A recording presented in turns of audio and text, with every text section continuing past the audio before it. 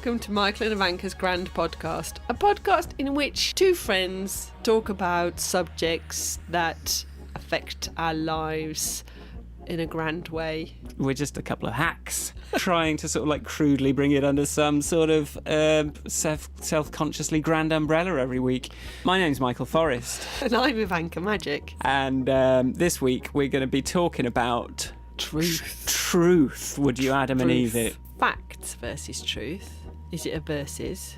What is truth? I'm very curious to know about this. Your science, there's no truth. It's not my science. It's not my theories. I was thinking we could talk about, obviously the news, the nature of science, conspiracy theories, and why they are so sort of magnetic to people. And that thing where arseholes say something and then they go, "It's true!" Even though it hurts your feelings. Should we get started? Yeah, let's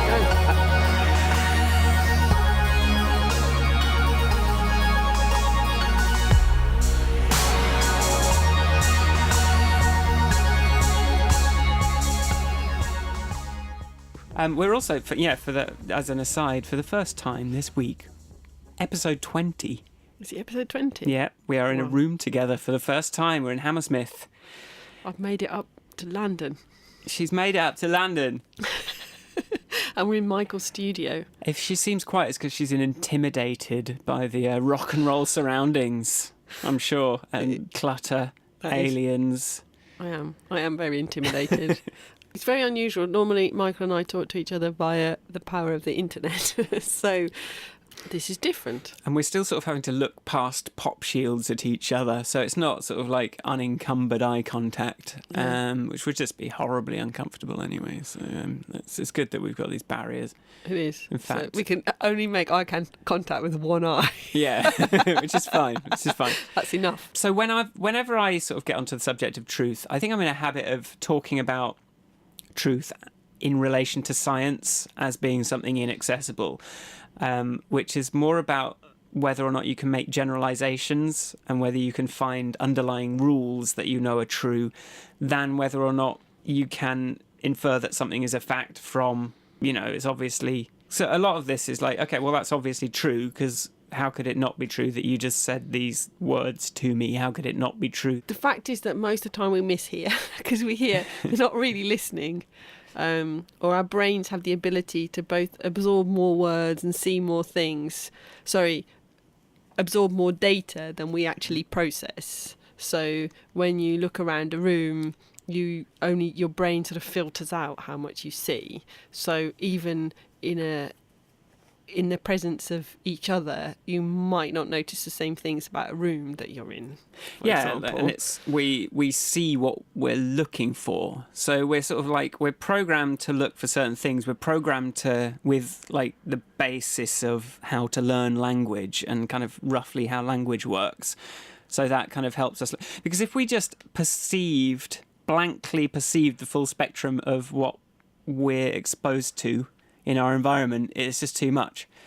It's like you just couldn't be constantly aware of every single thing around you. It's just, you just get overloaded. So the way that we work is, okay, we kind of know about, I know about these words in this language. I know about dogs and cats, and the things I know about are the things that I'm looking for, that I'm perceiving. There's those famous experiments with the whole show a bunch of students a video of people passing each other a basketball, and the students are asked to go, the participants are asked to count how many times the ball is passed, and a huge number of participants in the experiment will not notice that an ape comes onto the basketball court and then goes away, and that's a famous experiment. And that's why things like the adverts like Think Bike work, or because when you're driving around not looking for motorcycles and bicycles, you won't see them. I went on one of those speed awareness courses, and they did show the basketball passing experiment, but then they also asked us to watch a video and count they have a word for it in traffic, something, count the points of danger, whatever.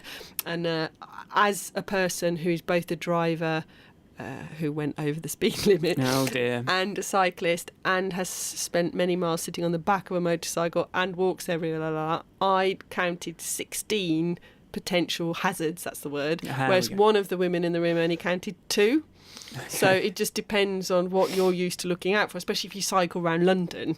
You are, if you want to survive, you've got to be, everything's a hazard. You've got to assume everyone's going to try and kill you. Well, and I'd also tie into that, like, that's the thing with machine learning. And if you saw our Facebook this week, you'll have seen our little what speech recognition does with the name of our podcast. It just sort of it makes a mess of it because it doesn't know about the word Ivanka.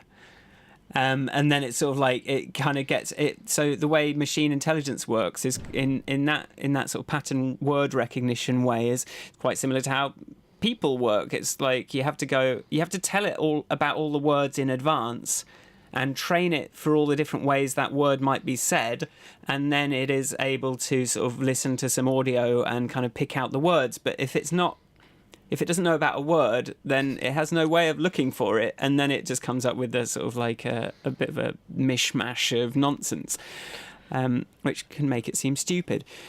If Nick wants Siri to call me, he has to go, "Hey Siri, call Ivanka."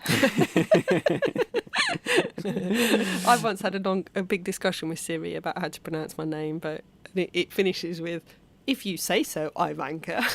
Oh my God. Like, I do say so, Siri. But yes. To bring it back to truth. The truth is, my name is Ivanka, not Ivanka. But the surname is all different. is all up for debate.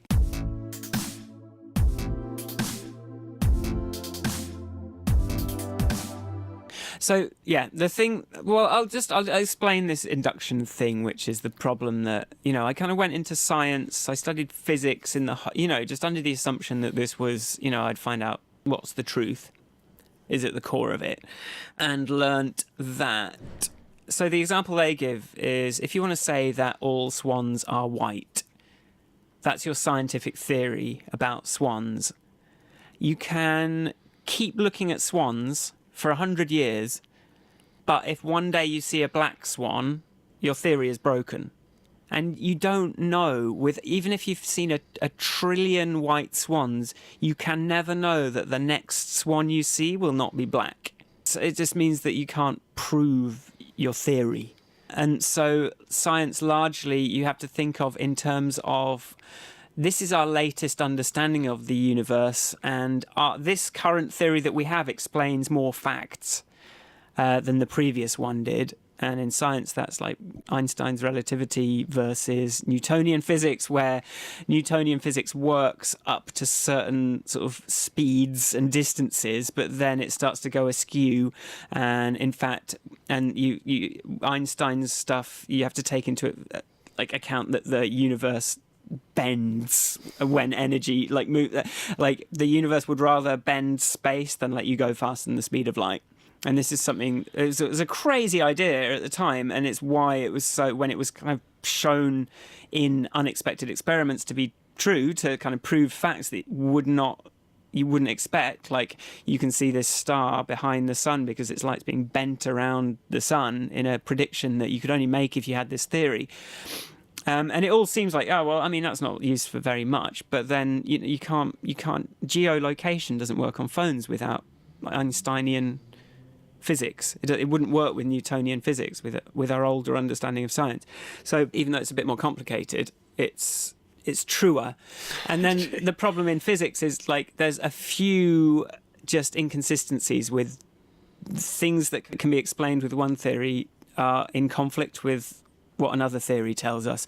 And that's where science is sort of working hardest to try and figure out, and that's where you get, string theory and things like that, which are sort of unproven, like, theories about how the universe might work, that are trying to tie together these loose ends and come up with some unifying single set of statements that you can make about the universe. But this is very much, we're trying to find the purest truth we can, that we can deduce everything else from. But the problem is, the best we can say in terms of truth for all of those things is this is the current paradigm. These are the best models we have right now.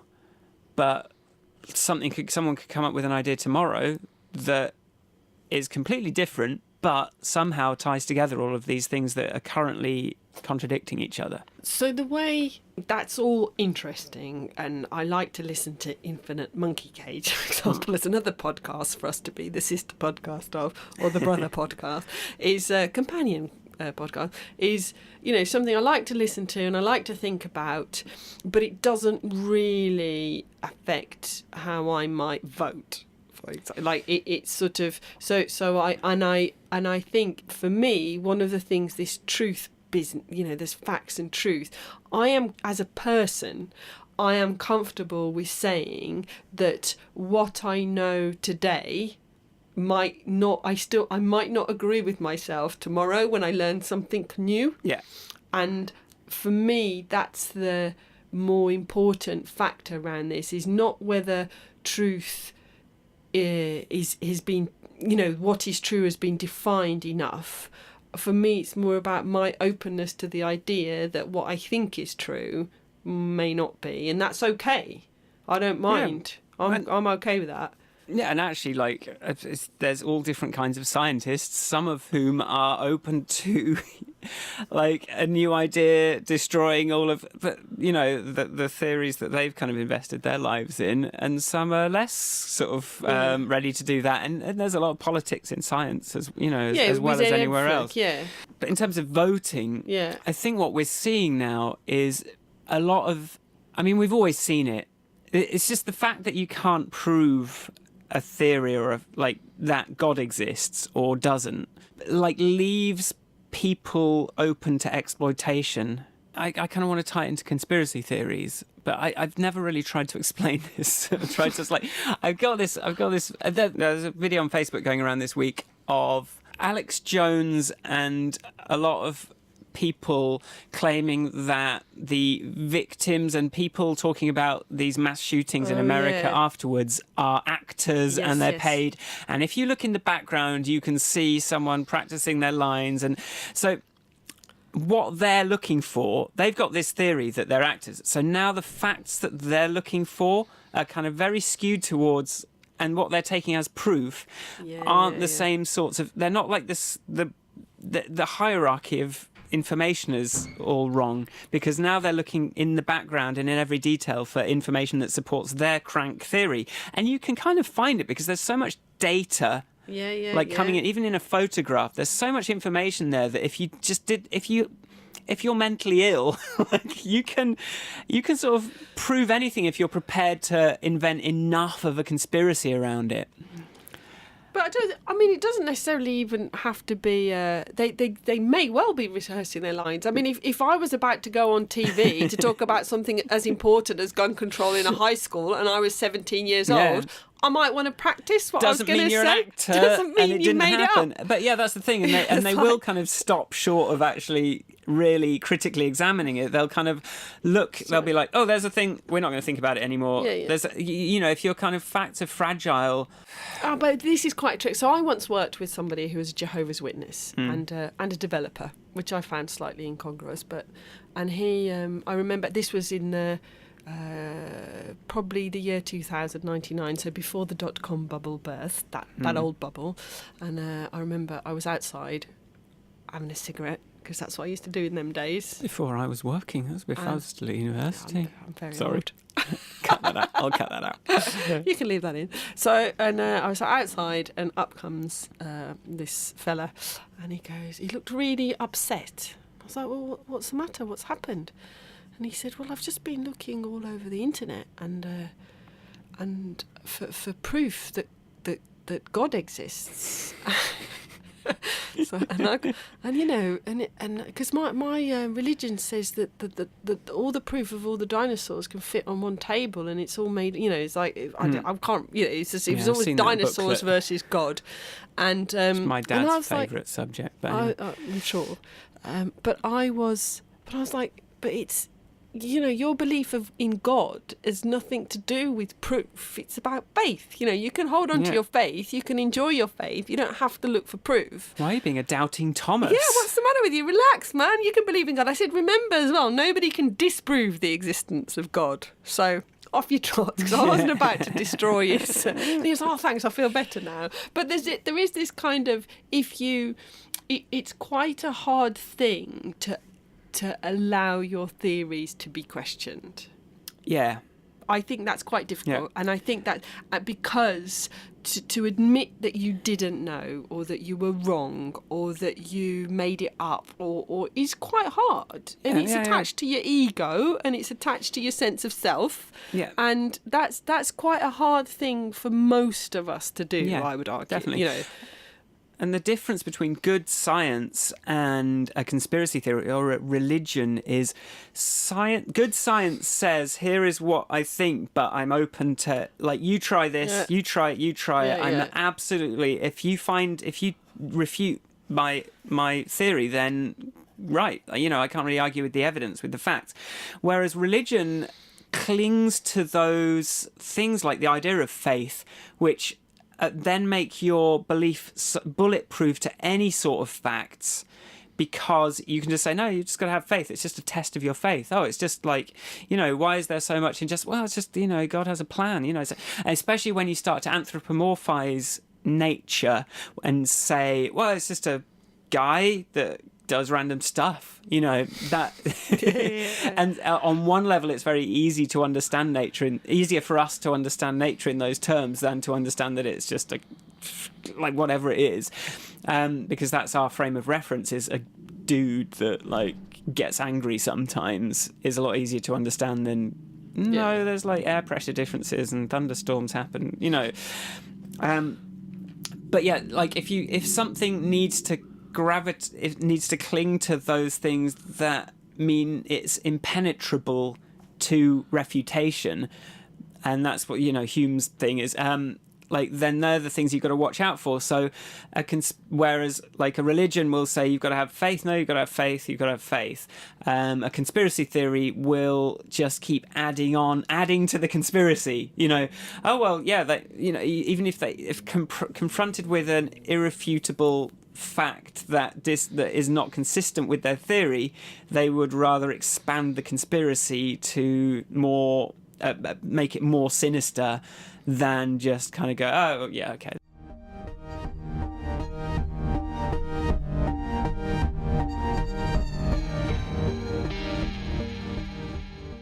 You reminded me of a conversation I had last night in the pub, and with somebody who I'm using as I'm trying to warm up to be our climate expert, because he's a PhD in climate change, and so he's a friend of my sister's, and we've met by chatting on email, but this is our first little face-to-face warm-up. But he was talking about our local, because we live in the same neighbourhood and we have the same local Facebook community, and somebody had posted something up about smart meters, and as a climate change person, he's all for smart meters, being aware of how much energy you're burning. You know, cue the crank with the oh yes, but airwaves in the air in your house, that they're gonna I don't know, melt your mind or something, whatever theory they were pushing. And he said, I was really trying to be very considerate of what they're saying, because they shared an article, and he said, well, all you really need to do is look at the name of the person who wrote the article. Now, you know, here's my article about climate change. The author of this article is such and such a person who, look, we can go and see, this is, you know, these are their many papers, this is and then we have the person who wrote your article, who's a chiropractor, who, what do they know about smart meters? And, you know, they've just got a blog that they write about stuff. And so it's that sort of also being able to question your sources. You know, if a conspiracy theorist is going to argue with me about something, I think we've talked. I'm not finishing the point, because I'm struggling. Which makes it then seem like I'm interrupting you when I edit it. Because I take out the kind of trailing off, and then it's just me coming in with the next point, and it sounds like I'm interrupting you all the time. But really, you just didn't finish a point. You never made a point about it. My point was, we've talked about this before, that when you have a debate, you don't necessarily need, if you're having a debate about travelling into space, you don't need a flat earther present. If you're having a debate about climate change, you don't need a chiropractor with a theory. You don't need a chiropractor present in your climate change. You must be mad. But it's that sort of like, by all means, poo-poo somebody who's not arguing with you about, and this is where Stuart would probably argue with me. But it's like, how I think this is the point I'm trying to make. Okay. I think this is it. How do you argue with somebody whose sources are off or that are easily, because what you're going to do when you say, your article was written by a chiropractor, and I love my chiropractors, so this is not an offence to chiropractors, this is just chiropractors do bodies and spines and stuff. But how do you argue with somebody who's effectively a conspiracy theorist? Yeah. What do you do when a conspiracy theorist starts arguing with you without sounding like you're just going to destroy their personality, make them feel really bad about themselves, and call them a fool? Yeah, like I mean, personally, I think it's best to run away. But and like my father is a paleontologist and gets angry about religion for very good reasons. So he loves getting, well, I don't know about loves, but he will get sucked into a lot of online arguments with creationists, for example, right, who will sort of say the fossil record was planted there to test our faith.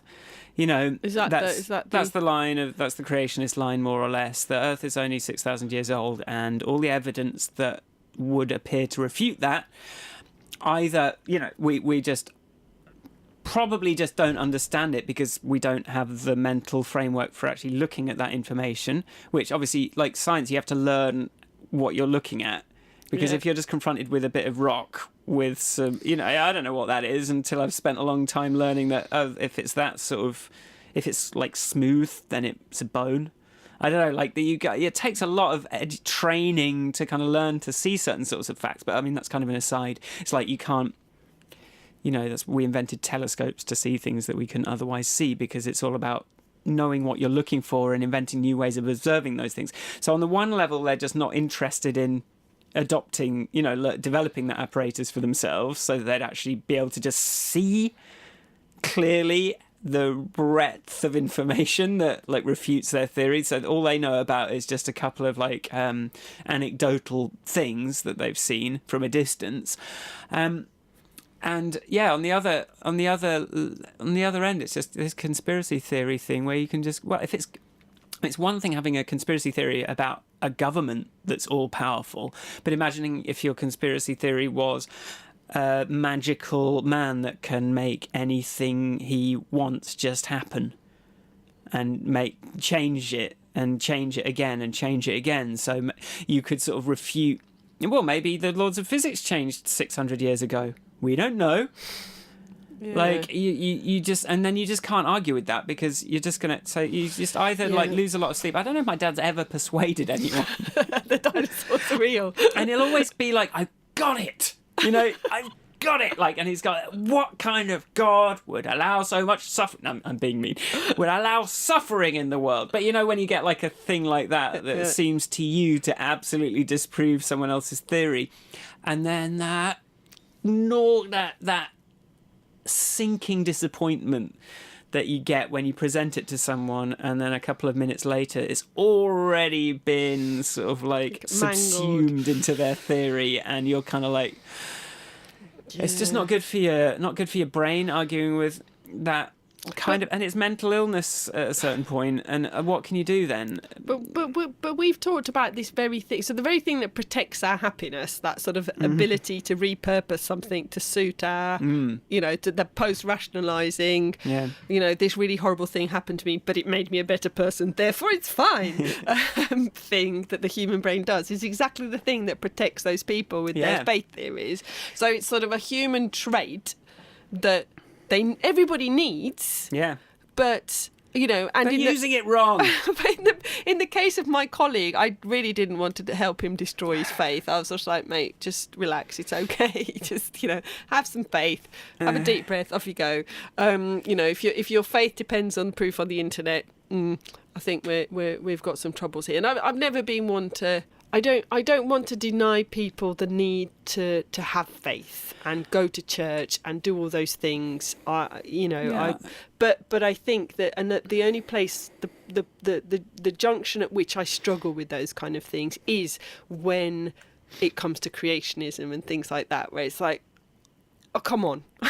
Well, you can have that, but you're not. But then when it's on the school yeah. curriculum, creationism, please. there's one theory, evolution. Here's another theory. Well, it's not really a theory because it's just a story. And what is the difference to it? But every theory is a story before it's everything is more or less, it's just. But the trouble is, when it gets into science, you're just not. If you don't know how to look at the evidence that is supporting this thing, then you're just gonna just see it in the same terms as you see the completely sort of So one of my stories that I like to tell about my expertise or lack of in certain areas is that there was a time when my brother, sister, and I were doing up a house for my mum, and we'd measured up, my brother had fitted this kitchen, and me, because I know how to solder electronic stuff, of course I can do plumbing. Come on, how different can it be? I said. So I fitted these taps, and of course they leaked, and so I didn't want to phone my plumber because I was embarrassed. So I thought I'd get upset because I hadn't paid for him to come, and so I called an emergency plumber. So it cost me extra money, and this guy turns up, and I go, "Oh, that pipe's leaking," and so he fixes it, and off he goes.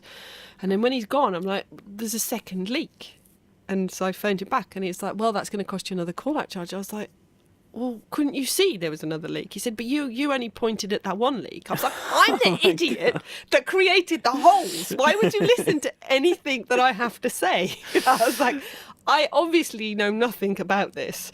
But it's that kind of like, if I know nothing about a subject, I love the ability to go and question somebody who knows more about it than I do. Yeah, but what does that mean? And I believe genuinely, wholeheartedly, that many problems in the world are created because people are afraid to ask and go, I see this in the public sector all the time with buying technology. People should just interrupt meetings and go, "Excuse me, what is an API? What does it do? And why should I care?"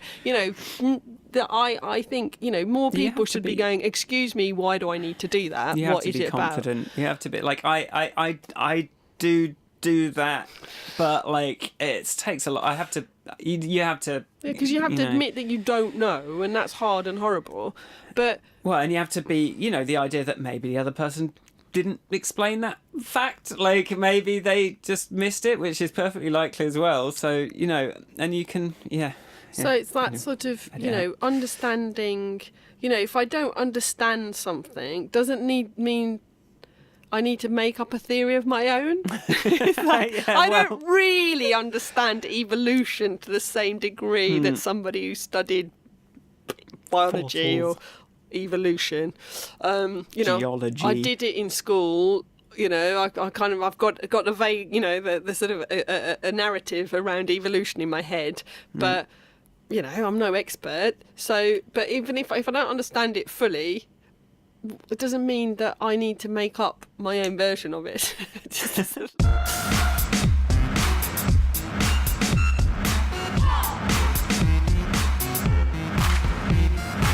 It's brilliant though, conspiracy theories, because you can just make up anything. Yeah. Like you can. They all went on a spaceship and they're lizards, and they're going to come down in 14 years. And then if they don't come down at that time, well, they must have got distracted, but they must have gone to help another planet for a bit, and they'll be back soon. Oh, they're still not here. Oh, yeah, no, they're probably just it's probably just a test. And those that still stick around will definitely be saved. And just. But wasn't there that one kind of like cult that they just kind of went, "Oh shit, I mean, no, it wasn't the apocalypse," and actually just kind of went, "Okay, I need to look that up." But yes, there was one cult I think that went, never mind. Sorry, guys. But then going back to this whole truth thing, and how do you argue with somebody nutcase? Sorry. Let's not even go with nutcase. Let's go with just somebody who fundamentally doesn't agree with you. Yeah. Okay. Like on the subject of us learning how to argue with people who read the Daily Mail. Well, we need to learn these things. We're going to have to work on our skills. Like, we've talked about, we've got some fundamental problems, and this is part of I met a friend for breakfast this morning, and I was being quizzed on how prepared I was for truth. I was like, I don't think I am.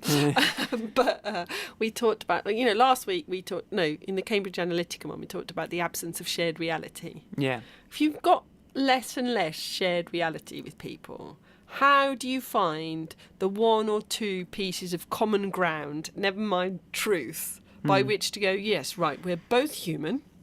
We live on planet Earth and we are concerned about rubbish in our streets. Can we agree? Let's agree on that. Yeah, we can agree on that. Okay, now let's move on to immigration. Well, my theory is that we need to kind of rather than getting embroiled in the facts and here's my theory, here's your theories, if we could kind of take it up to a more emotional conversation and say, okay, why you obviously are very unhappy about something. Can you help me understand that a bit more? And you'll usually find that, oh yeah, well, this person did this to me which upset me, and that is probably what set them off down the rabbit hole. And if we could just sort of connect, just find the thing that got them into it in the first place, then maybe we could start to... So therapy. Because it's and then you can agree as well, if they're not just... I've tried this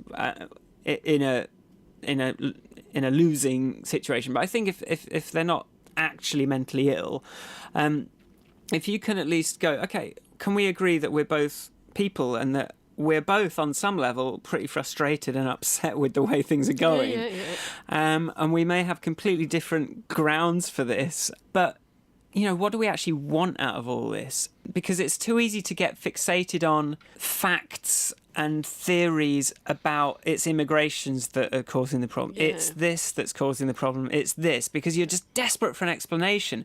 But if you could step up and go, well, how should it be? Yeah. What would you like? What we want is universal basic income. Yeah. How do you feel about that?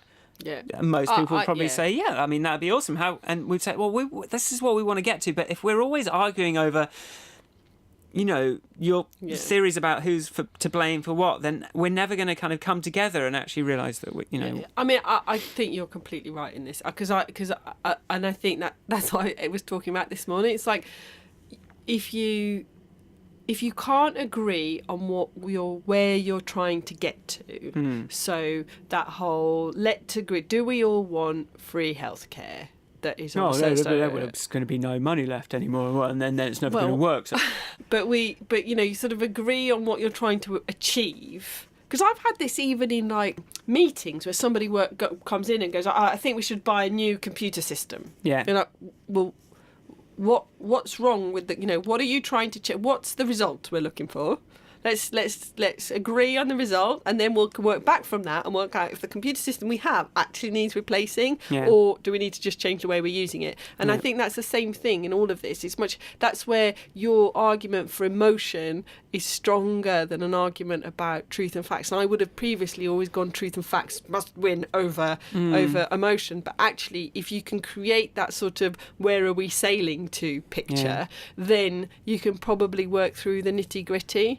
As soon as you start saying, well, what about, here's an idea that we could try and agree is that we could both want, but it's very easy to be like, oh, well, that just won't work because taxes and this. But what if taxes weren't the same?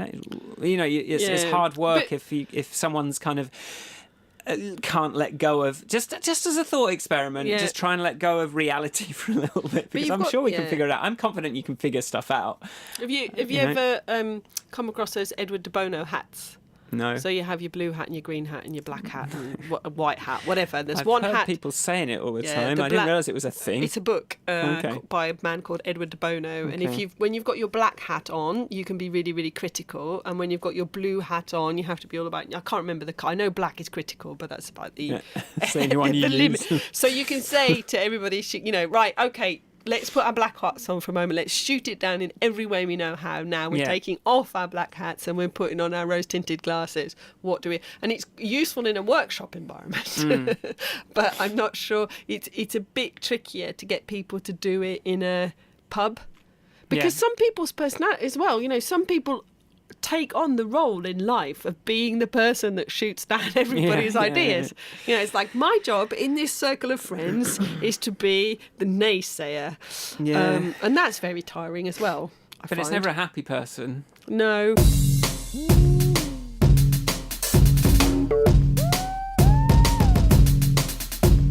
The trouble is, at a certain point, you can go, well, God just decided that you think that, but it's not actually true. With a conspiracy theory, you've got to think, well, what are the actual... How would that affect your day-to-day life if we were all in a simulation? Like, does that actually have any real impact? Like, at a certain point, the theory gets so abstract that it's like, well, okay, but how's that going to affect you on a day-to-day level?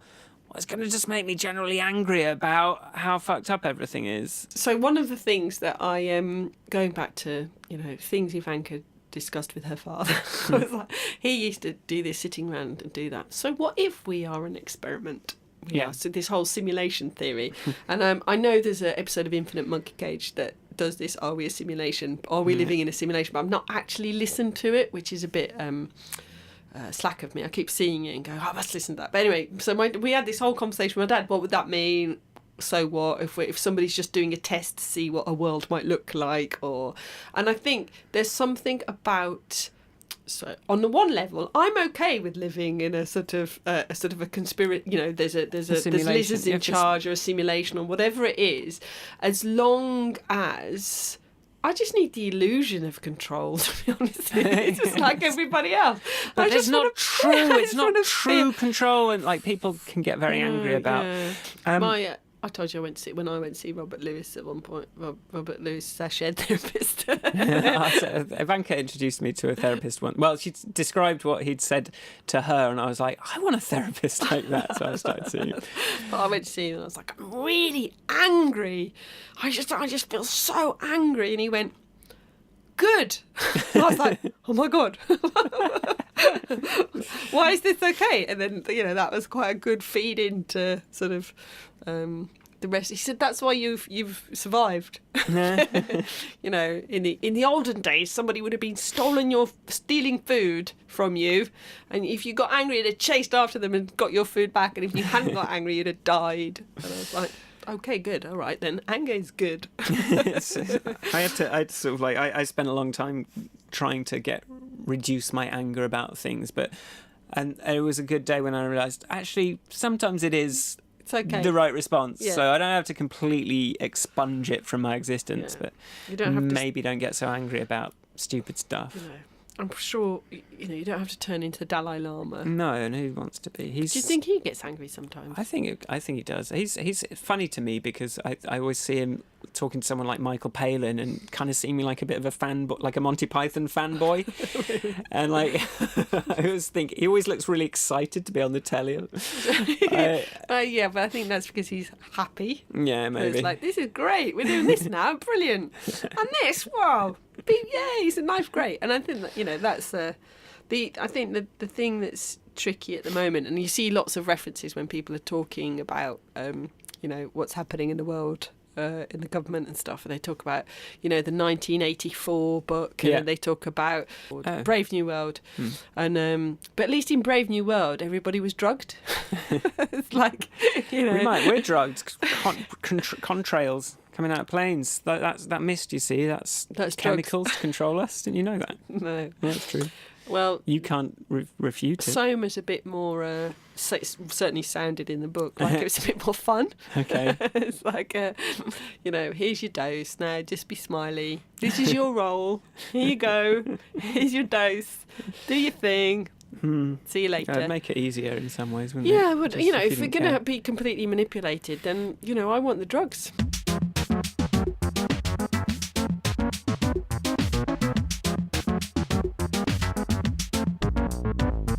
You know that thing where someone says something twatty and then goes, but it's true. Yeah, I don't know. Truth doesn't mean not harmful. Or go, it's like, you've got siblings. Lots. My brother does things to me like, less so now that we're a bit more grown up, but it's like, Tommy, do you think I've lost weight? Yeah, keep it up. This is the kind of thing siblings do to each other. Yeah, it's like you only that get sort that of brutal honesty. It's like, do you think I put a bit of weight on? Yeah. Yes, you have, fatty. That kind of thing. But, we give as good as we get. But that kind of like honesty, the only reason it's not, even though you might have a fight with your sibling over these things, well, I might have a fight with my sibling over these things, some people can tell you those truths about yourself and some people cannot. It's like you're not. It's like I can turn around and tell my mother, brother, sister something, but I'm not having anyone else say the same thing about them. That kind of... even if it is right. That's where I was thinking straight away. It's like, you do not get to say that. Yeah, you can't call my family that, but I can call them that. I can complain about them all day, but don't you even think about saying anything. And it's that kind of, that's... So, because even in this whole context of truth and things, it's like, why does it matter, and to whom does it matter? Ooh, good one. It's like, when they do on the news, they go, oh, unemployment has fallen by diddly, the unemployment is its lowest levels ever. Like, oh, brilliant, well done, government. Except if you're the person who's sitting at home without a job, in which case, I don't care. Fuck you with your truth about unemployment. It's not helped me. The fact is, violence has never been lower. Well, I got stabbed yesterday, so fuck you. Yeah. And it's that sort of like, where is the what's the life situation of the person? What's the context in which they're receiving this truth? Is the context a happy one or not? The thing where it is possible with the human brain to believe two things to be true that are kind of in completely separate areas of your life and never really notice that until pointed out to you that they're in complete direct contradiction. And it's a beautiful thing about the brain, and it's why, we're able to kind of exist in a world where there are infinite facts and you can't really be sure about anything. But yeah, just cognitive dissonance where you can believe the opposite of something depending on... I don't like mayo. I don't like white food that, sort of, like baby food. I just don't like it. But you like mustard? Well, I don't know why I don't like it, but I still... I don't know why I like mustard and nothing else that looks like that. Yeah. Or it's like me, with my enormous love of travel and my enormous concern about climate change. That's cognitive dissonance right there. Yeah, it's like the way we work is we have the facts and then we have these little, like a collection of exceptions that don't agree with our truth, but we can seem to accommodate them nevertheless. And that's just sort of how we work. And I think that's fine up to a certain point. My point, the thing I was going to say was, you get your creationist, and they say, well, the fossil record isn't real. Well, dinosaurs aren't real. Oh, it's a conspiracy, put that to test our faith. And then you say, why is that so important to you? Well, it's because if I'm honest with myself, it's because I feel like I'm being a good person and I want to be rewarded by going to heaven for eternity. And by taking away my, you think you're arguing with facts about dinosaurs, but you're actually arguing about whether or not my life has meaning and that I'm going to go to heaven forever. Yeah. Which the stakes are a little bit higher for me, so give me a break. Yeah. So, if I want to believe that the dinosaurs are a conspiracy, leave me alone. And that's fine. And if you could just understand that, you've got your belief, and belief is a subject that I kind of think it's its own episode, because I've got... I probably said it all already, but I think you can chop and change your beliefs depending on their value to you, and I've become a lot more comfortable doing that as a lot of the best things I've done are just kind of adopt a different belief about what my favourite food is, and that's helped me out a lot. But if people could understand that beliefs aren't the be all and end all of everything, the thing with religion is like, if it is kind of so bound up with your identity that it is impossible for you to consider changing your belief, that puts you in you're going to be cornered very easily. And if people, and it's an emotional intelligence thing, if people could just in general learn to kind of ease off on the clinging to these beliefs a little bit, and kind of be a bit more like, well, this is my belief and it works for me and I'm happy, and don't really feel like having it questioned. I don't really feel like having to kind of reimagine my whole life, because I'm busy and I've got a job and I've got children. But it's so it only really gets poisonous when people are clinging so much to their beliefs that they believe that everyone else has to have them as well. So this truth is, and then that's when you get creationism taught in schools, and that's when you get like jihads and stuff. Like, my beliefs I'm so attached to my beliefs. I'm so attached to this truth that I cannot consider that maybe it's just my frame of reference, and in 2 years I might find something that works better for me. Yeah, it always ends up going back to not necessarily truth, but breadth.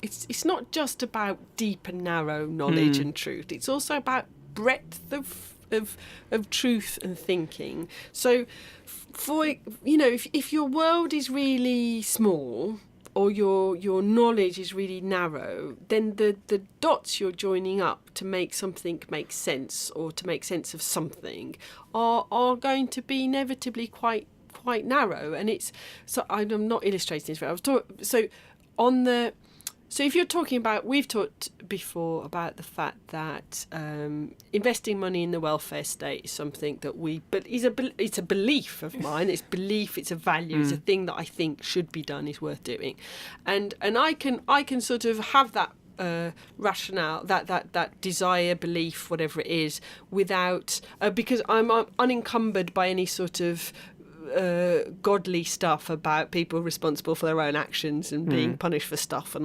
there are strong Christian arguments against the welfare state. It is my understanding. I've never entered into them, but I do believe in charity. I do believe in helping people, but then since my sister started fostering.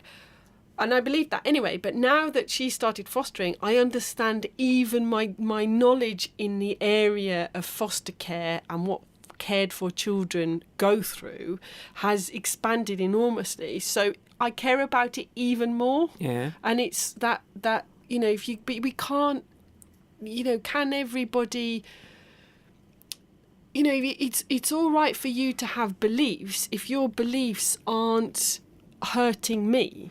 Yeah, it's like you've got to examine what the result of your belief is to some extent. And I'd take it, even in terms of food, it's like, if my belief is that cheese is delicious, but that belief causes me to be a bit fat, I'm open to like trying a different one where cheese isn't delicious and I'm not quite as fat. Or that carrots are delicious and I can try and eat more of them and less of the delicious cheese. Exactly. Yeah, but it's that sort of, and I think we've had the difference. Belief is all very well. I don't mind people believing whatever they want to believe, as really, as long as their belief doesn't affect my freedom. Yeah. And, if you don't want to believe that women are equal human beings, I'm not interested, and I will argue with you.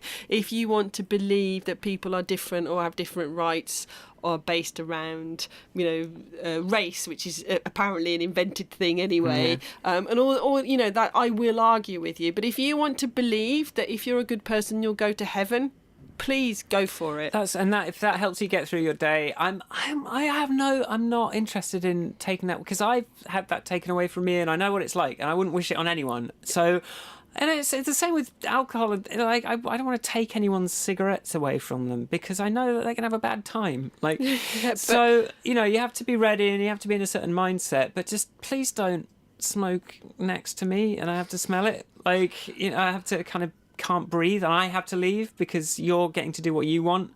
Like, that was, Berlin, one of the things I didn't like was the smoking indoors again, and just like my freedom has been massively reduced because you're just doing this thing that I have no way of avoiding. So But I think that's an example of something, like smoking is an example of something that affects everybody, because it doesn't just affect through passive smoking type things, but also it costs money to look after all the people that have got so it's like that, but and I don't think that's addiction, not belief.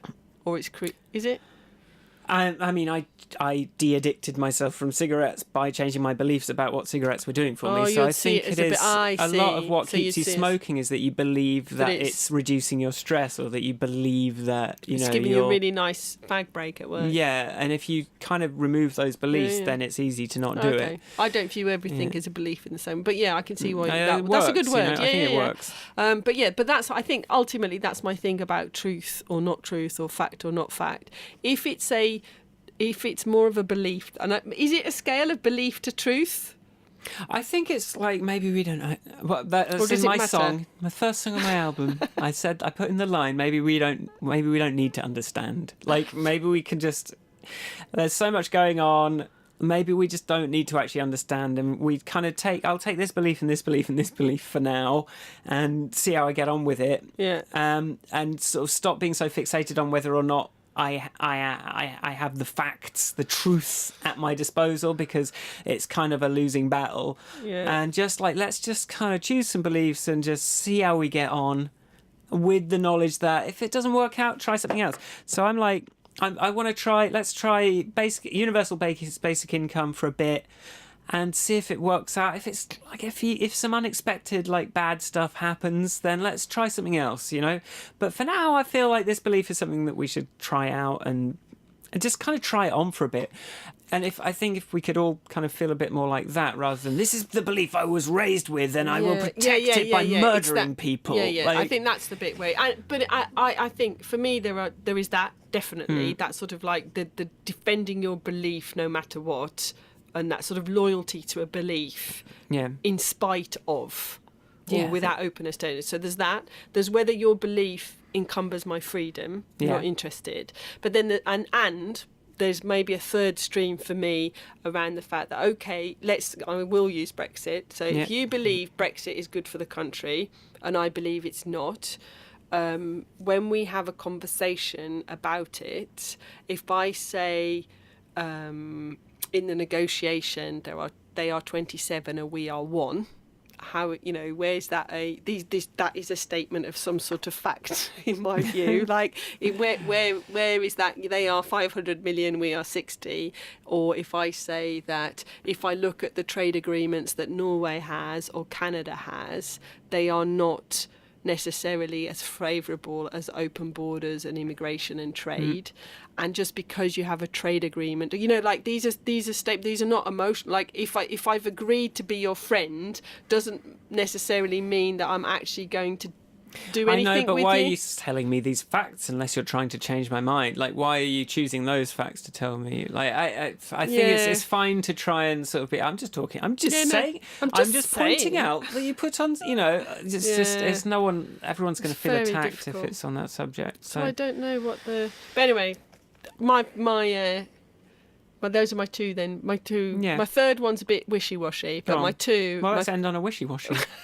Well, that was my wishy-washy one. It's sorry. If you're on the subject of something like Brexit, if I try and come at you with something that how can you argue something? How can you argue something if you're not going to try and find the common... You've got to keep trying to mine for some common ground of truth. And this is what, Stuart's email last week, when he was talking about it, it's like, if I'm going to have a conversation with anybody about anything where there's a topic we might disagree on, you have to establish some basics right. Can we all agree that we're sitting close enough to each other that we can see each other? Yes. Okay, you've got to find some pillars of truth that you can start building on, otherwise you can't really talk to them. The truth is the truth is, what do people say the truth is? Let's end on that. The truth is you can't fight progress. The fact is Lily out of is that her name?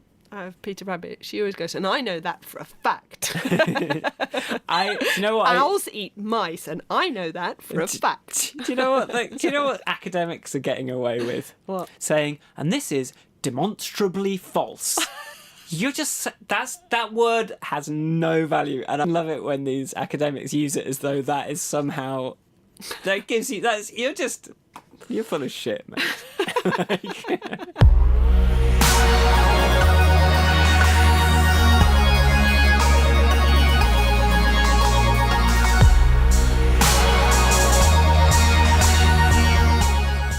for listening to our podcast. If you like it, follow us on Twitter at podcastgrand and tweet us stuff and go to our website, grandpodcast.com. And you can now find us on Spotify. Spotify! Or Spotify. That's what they call it in Racist. Sweden land. Am I racist? Racist accents. Well, doing an accent is Is it implicitly racist? racist. Is it? I don't know.